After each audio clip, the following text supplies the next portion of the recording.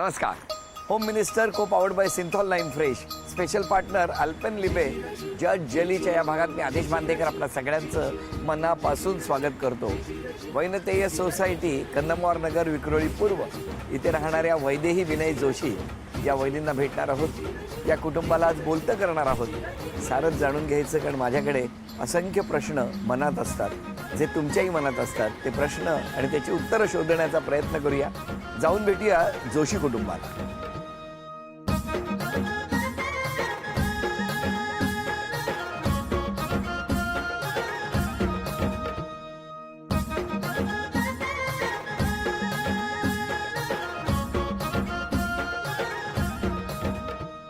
नमस्कार.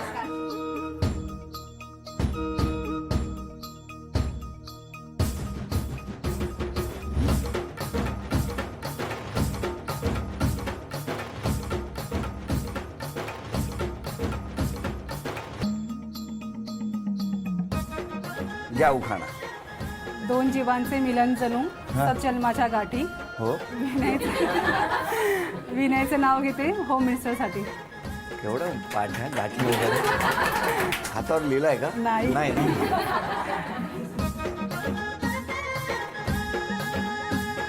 द्या ओळख करून सगळ्यांची. हे माझे मिस्टर विनय, नमस्कार. हा माझा मुलगा अर्णव, हा अरिन, हॅलो. ही माझी आई, नमस्कार. हे माझे पप्पा, नमस्कार. ह्या माझ्या दोन आत्या, नमस्कार. ही माझी बहीण पल्लवी, ही समृद्धी, नमस्कार. ही आते बहीण आहे, माझी वहिनी आहे, ही नमस्कार. माझी आते बहीण. ह्या माझ्या सख्या वैनतेच्या मैत्रिणी, हो हो हो हो, नमस्कार. आमच्या शेजारी. नमस्कार. नमस्कार. चला, सगळ्यांची ओळख झाली.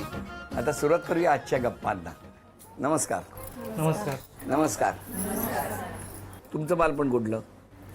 माझा लोअर परेला पण आहे आणि डोंबिवलीला पण. मग असं कसं काय?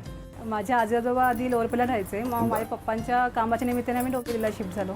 मग कितवीपर्यंत इकडे होता? म्हणजे असं अर्धा आहे तिकडे. अर्ध अर्ध म्हणजे म्हणजे सकाळ इकडे, संध्याकाळ तिकडे. बालवर्गापर्यंत मी लोअर परेला होते. त्यानंतर पहिली ते चौथी डोंबिवली, परत 5वी 7वी लोअर परेल. म्हणजे प्राथमिक तिकडे, माध्यमिक इकडे, छोटा शिशु इकडे, हो ना? असंच केलं ना तुम्ही टप्प्याटप्प्याने. आणि मग कॉलेज डोंबिवली, परत डोंबिवली. हो, म्हणजे 8वी पुढे डोंबिवली. आणि तुम्ही? मी लोअरपेला सर्व म्हणजे शाळा किंवा कॉलेज माझं झालं ते भारतीय विद्यापीठला होतं मी, नवी मुंबईला. लहानपण सगळ्यांनी सगळंच आमचं लोअर परेलला. आणि तुम्ही? सेम सेम एकाच मजल्यावर. कितव्या मजल्यावर तुम्ही राहत होता? आणि हे आम्ही एकाच मजल्यावर फर्स्ट वा, फ्लोअरला. ते पण बरं झालं. घर समोर समोर? नाही, समोरासमोर नव्हती. थोडे क्रॉस होते. हां, म्हणजे आमचं इथे मध्ये होतं आणि दोन ह्यांची घरं दोन साईडला, असे दोन घरं. यांची दोन घरं होती, तुम्ही मध्ये होता. माझे आई वडील पूर्ण अजून फ्लोअर तिथेच आहेत. आई बाबा तिथेच तेच आहेत. असतात? हां. अच्छा, मग काय झालं? असं मनामध्ये काहीच नव्हतं माझ्या तरी. तुमच्या नव्हतं? ह्यांच्या होतं. माझ्या तरी होतं. कितवीत? साधारण जेव्हा समजायला लागलं तेव्हापासून 10वी 12वी असेल. 10वी 12वी मध्ये. तेव्हा या कुठे होत्या? तेव्हा मी डोंबिवलीला होते. डोंबिवलीला. मग मग काय नाही, 12वीला असताना विचारलेलं, पण माझं असं काही काय विचारलेलं? कोणी? ह्यांनी म्हणजे मी इनडायरेक्टली विचारलं तुला नवरा मुलगा म्हणजे कसा पाहिजे. पाहिजे. हां, अच्छा, असं विचारलं? असं विचारलं. काय डायरेक्ट डेअरिंग नव्हतं? मग तुम्ही काय सांगितलं? मी बोलले की मला पुण्याचा मुलगा पाहिजे असं. पुण्याचा? का असं का? माहीत नाही, माझ्या मैत्रिणी वगैरे तेव्हा तिकडे होत्या, मी जाणं येणं होतं, त्यामुळे असं चांगलं वाटायचं तेव्हा. मग तुम्ही नाही म्हणाला होता? हां, म्हणजे माझा काहीच नाही, म्हणजे मला असं विचारच नव्हतात काहीच. मग कधी आला तो विचार?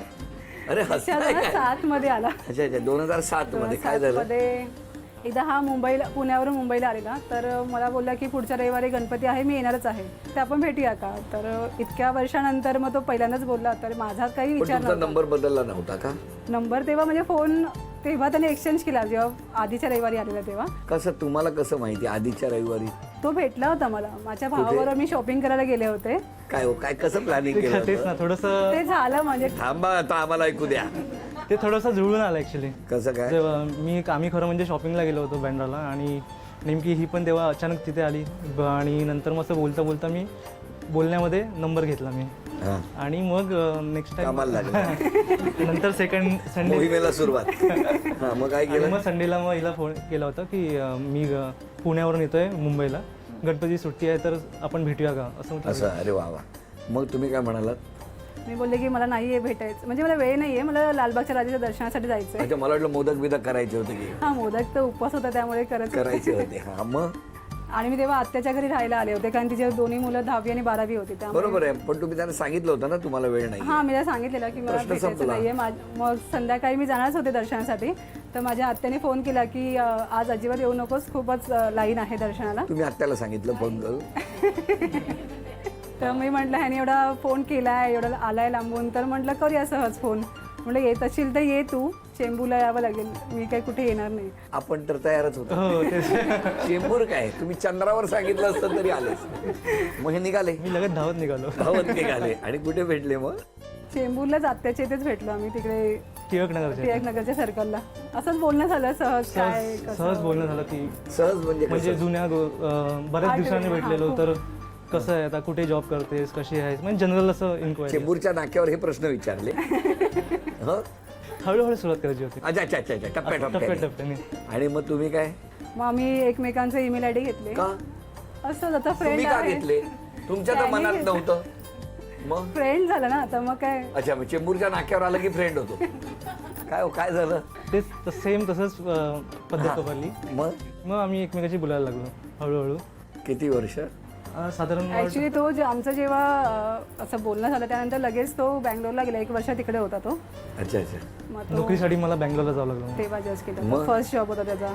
मग काय जरा तो लांब गेला, म्हणजे थोडं असं बोलणं चालू होतं, तर थोडं असं वाटायला लागलं की नाही आपलं असं, म्हणजे काय काय? फिलिंग्स यायला लागल्या की आपण. अच्छा अच्छा अच्छा, हा मुलगा चांगला आहे, आपण बोलवलं तर चेंबूरला येतो, हो की नाही? आता बँगलोरला गेलाय म्हणजे आपल्या गोव्याला पण आला होता माझ्यासाठी. गोव्या काय? गोव्याला कुठे? गोव्याला भेटायला. ऍक्च्युली आम्ही फ्रेंड्स गेलो होतो गोव्याला, म्हणजे हाजा काहीच म्हणजे हे नव्हतं त्यामध्ये. हा बँगलोरला होता तेव्हा, आणि आमचं ठरलं की जायचं आहे. ह्याला मी सांगितलं मी जातोय, तर हा बोलला की मी पण येतो मग तुला भेटण्यासाठी. सकाळी 8 वाजता येणार होता, तर त्याची बस तेव्हा नेमकी गोव्यामध्ये येऊन बंद पडली. मग तो बिचारा एवढा रात्रीचा प्रवास करून आला 10:30 वाजता, आणि आम्हाला लगेच चेकआउट करायला लागलं होतं. आणि मग थोडा वेळच फक्त थांबून तो परत निघून गेला. साधारण 2 तासच आम्ही फक्त भेटलो असं. आणि परत तुम्ही बँगलोर? हां, तिची ट्रेन होती मुंबईला येण्यासाठी, मग ती परत मुंबईला आली, आणि नंतर मग मी तुम्ही बँगलोरवरून गोव्याला फक्त यांना भेटायला गेला, तरी तुमच्या मनात काय नाही? तेव्हा होतं, तेव्हा होतं. अच्छा अच्छा अच्छा. तेव्हा हळूहळू झालं. म्हणजे थोडं सुरुवात झाली होती. थोडं सुरुवात. मग फायनली शिक्कामोर्तब कधी झालं? म्हणजे लग्न काही झालं, प्रपोज फायनल होकार प्रपोज कधी असं झालं? काहीच नाही, ते म्हणजे mutual असं mutual understanding understanding मध्ये मध्ये आम्ही झालं. हां एकमेकांना. पण मग घरी सांगितलं कसं? 2008 मध्ये जूनमध्ये माझ्या भावाच्या घरी फंक्शन होतं, तेव्हा सगळी फॅमिली भेटले होते.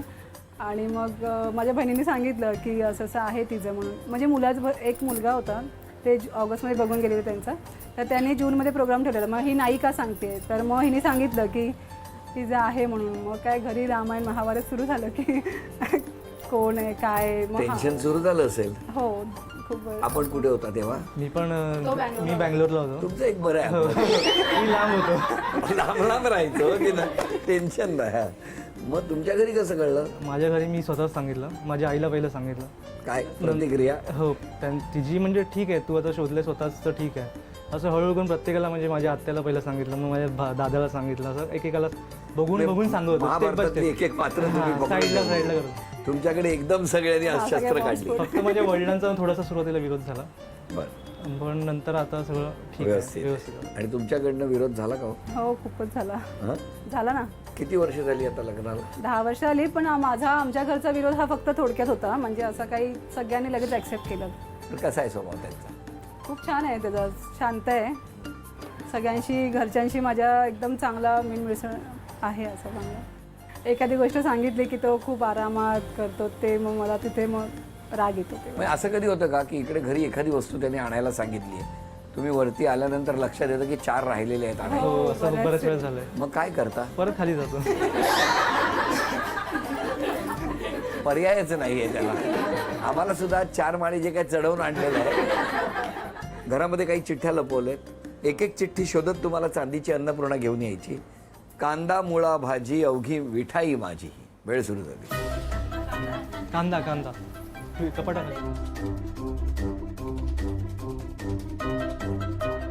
चपलांचं घर. नाही द्यायचं नाही कोणी, तुम्हीच जाऊन घ्यायचं. 25 सेकंद झालेले आहेत. तेव्हा ते वरती शिल्प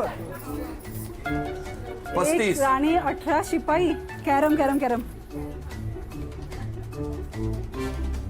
10 9 माखन चोर कान्हा. 8 7 6 5 4 3 2. चांदीचं नाणं तुम्हाला मिळालं, अभिनंदन. हा चांदीचा कुंकवाचा करंडा मिळाला, अभिनंदन. चांदीची तुळस मिळाली, अभिनंदन. आणि तुमच्या घरामध्ये चांदीची अन्नपूर्णा सुद्धा आलेली आहे, अभिनंदन. तुम्ही यांच्या कोण? मी तिची आत्ते बहीण. काय सांगाल दोघांबद्दल?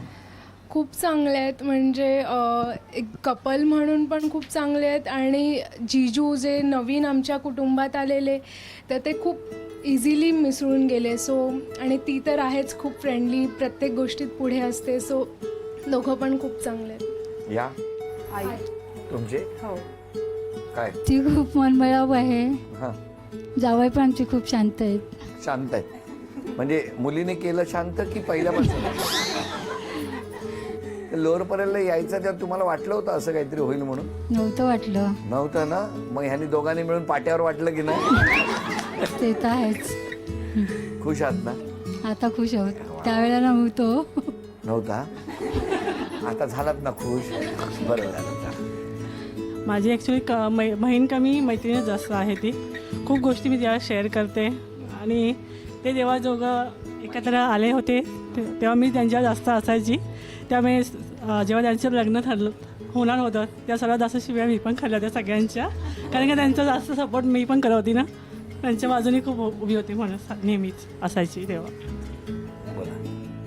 माझे मुलगी आणि जावई दोघेही चांगले आहेत आणि वागणुकीने पण चांगले आहेत. बरं, आता एक खेळ आहे. या खेळामध्ये एक उशी आहे, ती पास करायची गाणं सुरू झाल्यावर. गाणं थांबेल तेव्हा उशी ज्यांच्याकडे त्यांना एक शिक्षा. त्यांनी जर ती शिक्षा पूर्ण केली तर वहिनींना बक्षीस. तुमच्यासाठी किती बक्षीस मिळवून देणार ते आपल्याला बघायचं आहे. गाणं.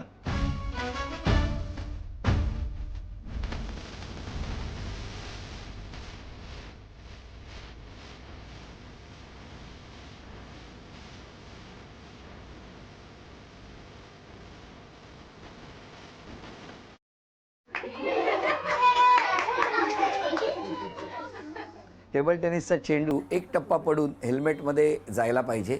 10 पैकी जर 5 चेंडू गोळा झाले तर तुम्हाला बक्षीस मिळणार. तुमची वेळ सुरू होते आहे आत्ता. एक टप्पा पडून जायला पाहिजे. 2 3 4.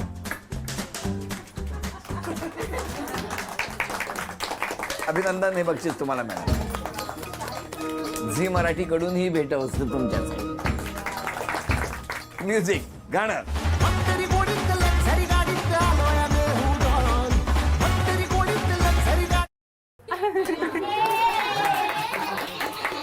तीस सेकंदामध्ये 5 फुगे फुगवायचे आहेत आणि गाठ मारायची पण आहे.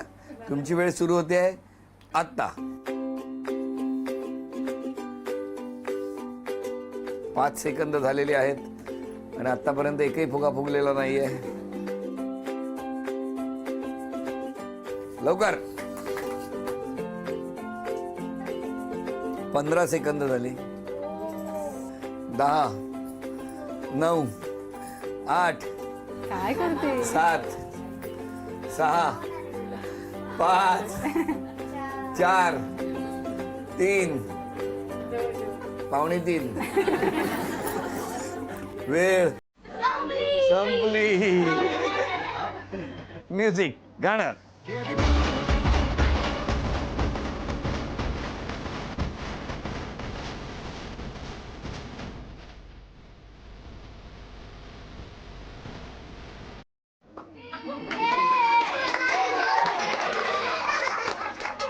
मराठी 12 महिन्यांची नावं सांगा. गाणं म्हणा. चला, एक छान गाणं म्हणा. रंग बावऱ्या स्वप्नांना सांगा रे सांगा, कुंदकळ्यांना वेलींना सांगा रे सांगा. हे भास होते कसे, ते नास होती शिवाची नास मला भान नाही हे कुणाचे मला वेड लागले.